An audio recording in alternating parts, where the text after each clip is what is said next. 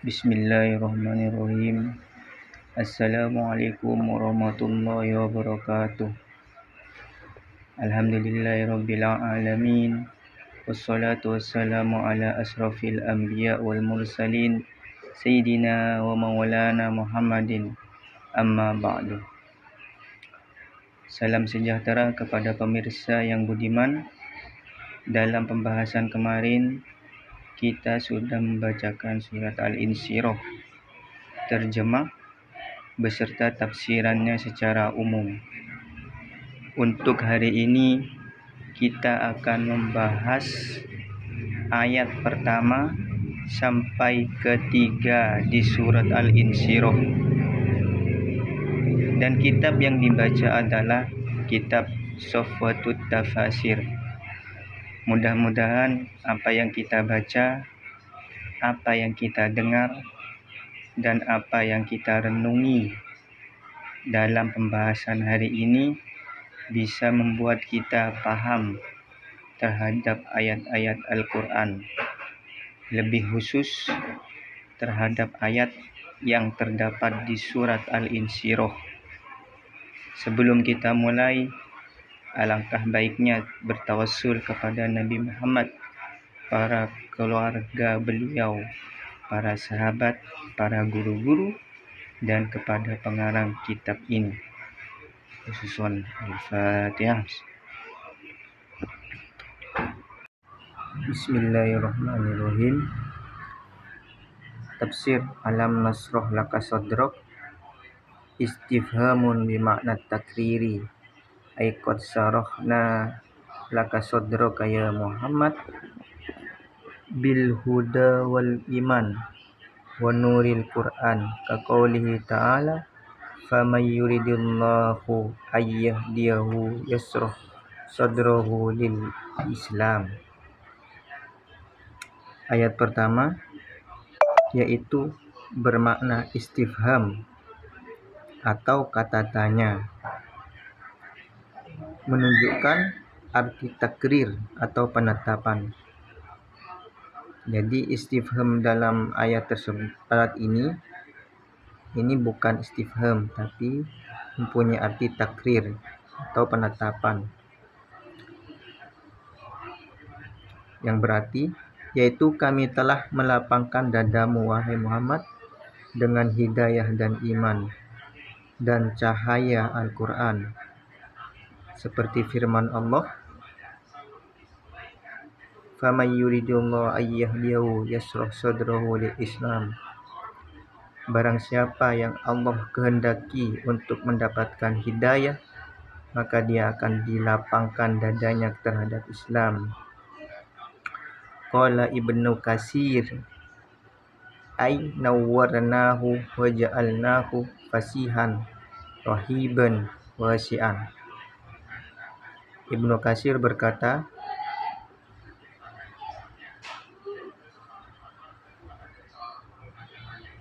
maksud dari ayat tersebut adalah kami mencerahkannya dan menjadikannya luas, seperti Allah melapangkan dadanya. Wa kama sarrahallahu sadrahu kadzalika ja'ala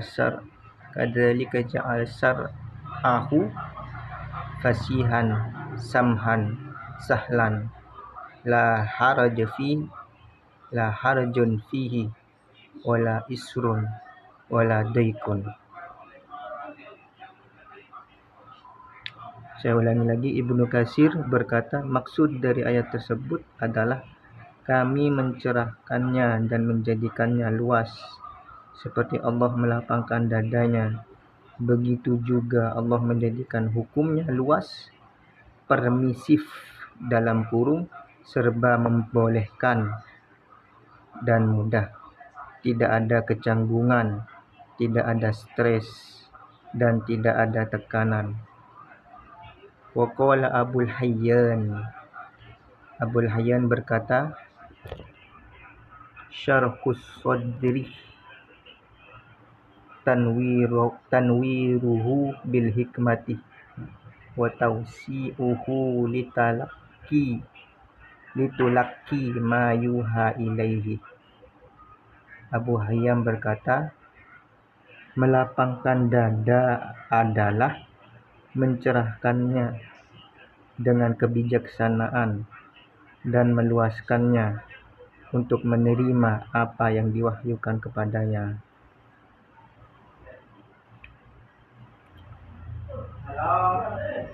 Wa huwa qaulul jumhur.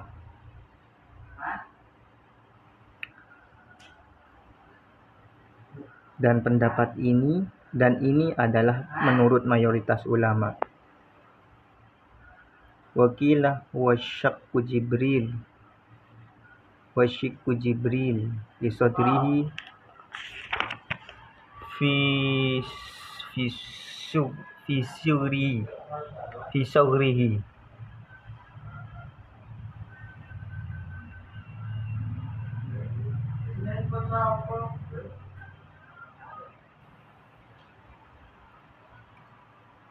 Dan sebuah pendapat yaitu hal itu adalah sayatan malaikat Jibril terhadap dada Nabi di waktu kecilnya. Ungkapan tersebut diriwayatkan oleh Ibnu Abbas. Wa wada'na anka wizrak ay khatatna anka hamluka sakil. Ayat kedua maksudnya yaitu kami telah mengambil beban dari pundakmu. Allazi anqadha dhahrak ay allazi asqala wa auhana dhahruka. Maksud ayat yang ketiga yaitu salah satu yang membebani dan melemahkan punggungmu. Qala al-mufassirun al-muradu bil wizri al-umurul lati fa'alaha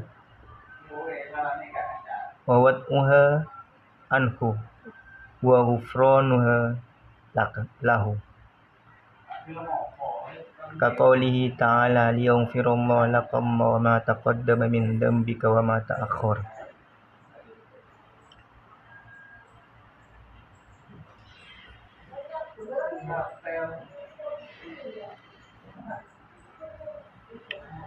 Para ahli tafsir berkata, yang dimaksud dengan wizrun yaitu beberapa perkara yang dilakukan Nabi.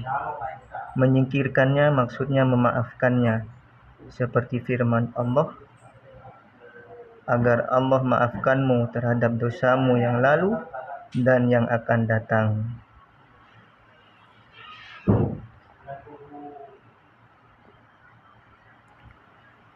Walaisal muradu bidzunubi al-ma'asi wal asam. Bukanlah yang dimaksud dengan dosa-dosa.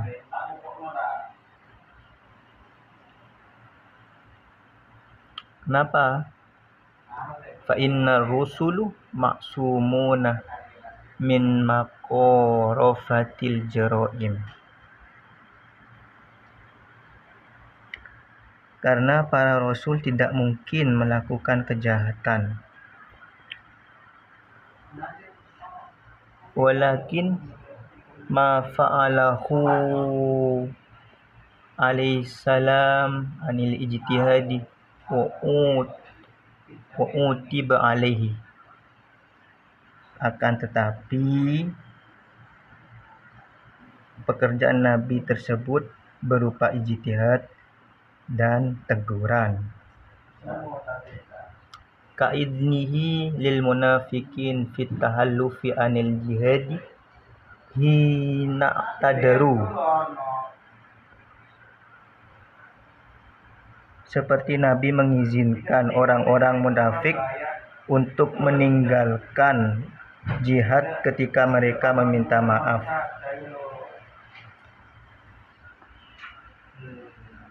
Wa ahdihil fida'i min asral badri. Dan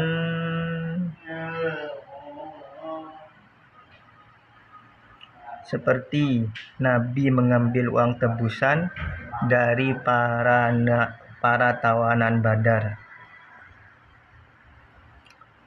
Wa absahu fi wajhil a'ma,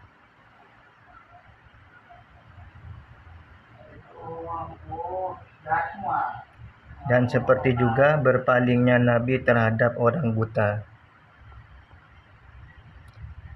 Wa nahwi dzalik, dan lain-lainnya.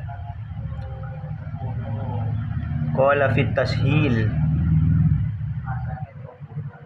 berkata di dalam para ulama, ada yang berkata di dalam kitab tashil,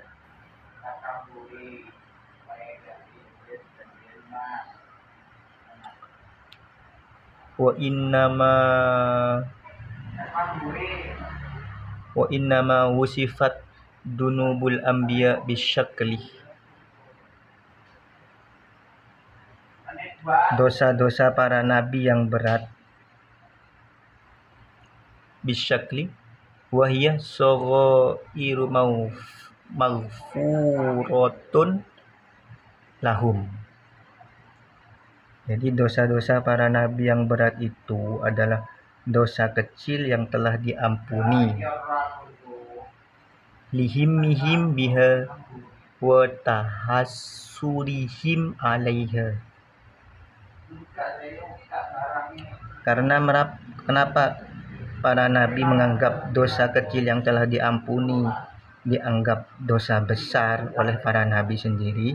Karena mereka peduli dan mereka kasihan terhadap mereka sendiri. Fahiyah sakilatun indahum lisiddati haufihim minallah. Hal tersebut dikatakan berat menurut para nabi karena sangat takutnya mereka terhadap Allah. Wa hadza kama warada fil asar. Hal ini sebagaimana dinyatakan dalam asar, innal mu'mina yara dunubahu kal jabali yaqa'u alaihi. Sesungguhnya seorang mukmin melihat dosa-dosanya seperti gunung yang menimpa dirinya. Wal munafiqu yara dunubahu kadlubabati yatatiru fawqa anfihi. Sedangkan seorang yang munafik melihat dosa-dosanya seperti lalat yang terbang di atas hidungnya. Wan nakidu was-sautul ladzi yasma'u minal mahmali fawqa dhukhril ba'ir min syiddatil hamal.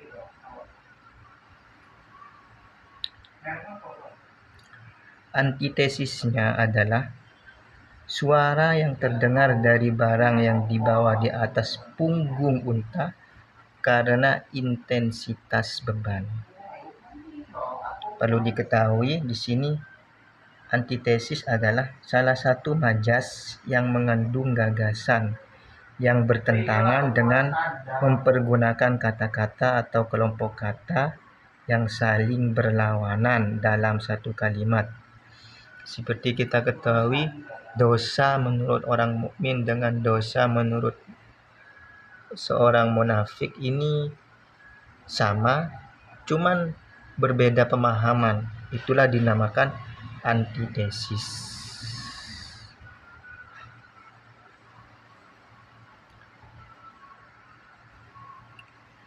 Oke, itulah tafsiran ayat pertama sampai ketiga di surat Al-Insyirah yang secara tersirat menunjukkan satu, melapangkan dada Nabi berupa memberikan hidayah dan iman, serta memberikan hukum yang luas, permisif, dan mudah. Yang kedua, ijtihad dan teguran Nabi dimaafkan. Hal tersebut membuat berat beliau karena sangat takutnya beliau terhadap Allah. Pemirsa yang budiman, itulah tafsiran ayat pertama sampai ketiga surat Al-Insyirah. di kitab Safwatut Tafasir. Untuk ayat keempat dan seterusnya, semoga kita bisa melanjutkannya. Dan terima kasih karena sudah mendengarkan bacaan kami. Wassalamualaikum warahmatullahi wabarakatuh.